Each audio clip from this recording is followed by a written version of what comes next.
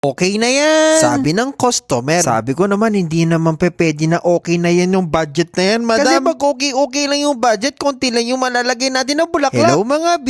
Ako nga pala si Komi, ang inyong masayang florista dito sa Saudi Arabia. And for today's bulaklak serye, merong ang dala-dalang lalagyan na para sa bagong bahay itong ating customer. Tapos nagkapresyuhan na kami. Sabi niya, ang mahal ko daw magpresyo. Magkano ba yung gusto mo? 35 lang daw mga B. Ay naku madam, 3 piraso lang yung may lalagay ko doon. Ano ba pwedeng gawin? Sabi ko magdagdag siya ng pera para makapaglagay ako nitong mga lilium na kulay pink. Yes mga B. Kita nyo naman ang ganda na agad, diba? Pero wait, there's more. Lalagay pa tayo nitong mga kulay violet na mga roses. Dahil ang gusto ni customer yung mga kulay white at saka kulay violet. So ano pa bang magagawa natin mga B? Mekos-mekos na natin itong mga roses na violet. Habang linalagay ko ito mga B, paki-comment down below naman kung saan na nakarating itong ating video. Siyempre hindi mawawala yung mga baby roses. Para kahit papano mga B magkaroon ng konting contrast itong ating design. Siyempre kung meron dark na violet, maglalagay tayo ng mga kulay puti. Ito na naman, mukha na naman pampatay yan. Hindi mga B, lalagay tayo nitong mga chrysanthemum na kulay puti. Kita nyo naman, pang budget talaga itong ating design. Diba, natakpan agad yung punch natin mga B, kaya konti na lang yung ilalagay natin. Lalagay din tayo nitong mga chrysanthemum na kulay violet. Mekos-mekos natin sa mga gilid-gilid para magkaroon ng konting touch of more violets. O nga pala mga B, rate naman itong ating ginagawa mga B, from 1 to 10. Tapos i-share nyo na rin itong ating video pag nagustuhan ninyo. O nga pala mga B, magsisiksik din pala tayo nitong mga status na kulay pink. Ilang halata kasi nga masyadong maaraw sa akin. Tapos mga B, kumuha lang pala ako ng karton na ganito. At ipapalo natin sa customer. Sorry, may ads. Huwag ganun Komi, dapat maging mabait lang. Lalagyan pala natin ito ng double-sided tape kasi may ilalagay tayo na pera dyan. Excited ako na maglagay ng pera mga kasi B. Kasi nga medyo mahaba ito. Ibig sabihin maraming pera. Gupitin lang natin yung excess mga B para katulad ng ex mo na ginupit mo na sa buhay mo. Yun nga lang, taglilima yung binigay ng customer. So, yun na nga. Comment na lang tayo mga B kasi nga sabihin natin, linalait pa natin pangregalo ng ating customer. Siyempre mga B, hindi natin lalaitin. Kasi kahit paano, pangregalo pa rin naman yan. Pag naipon yung mga pera na yan, kita mo mukhang marami naman. Kaya pala low budget. Pero sabi ko sa inyo mga low budget, pwede natin ito mapaganda. Kahit paano, natulungan pa natin na mapapabilis yung ating customer. So ilalagay na natin siya dito sa isang gilid. Tapos sa backyard naman, yung isang dulo. O diba? Yung pera mismo ang nagpaganda lalo. O kita nyo yun? O diba? Wowie wow. Siyempre, isprayan na natin para mas maging maganda itong ating 5 real budget flower arrangement. 5 real lang yung pangregalo niya mga B, napakaganda. At talagang mapapawawi-wow yung kanyang pagreregaluhan. Kayo ba mga B, gusto niyo po ba makatanggap ng ganito? Siyempre, comment down below. Huwag nyo rin pong kakalimutan na mag-share ng ating video because the more sharing is the more blessings sa katapusan. Mag-like, mag-follow at mag-subscribe para sa mas marami pang mga bulaklak serye. Natid sa inyo ng one and only na masayaing florista dito sa Saudi Arabia. Siyempre mga B, walang iba kundi ang inyong si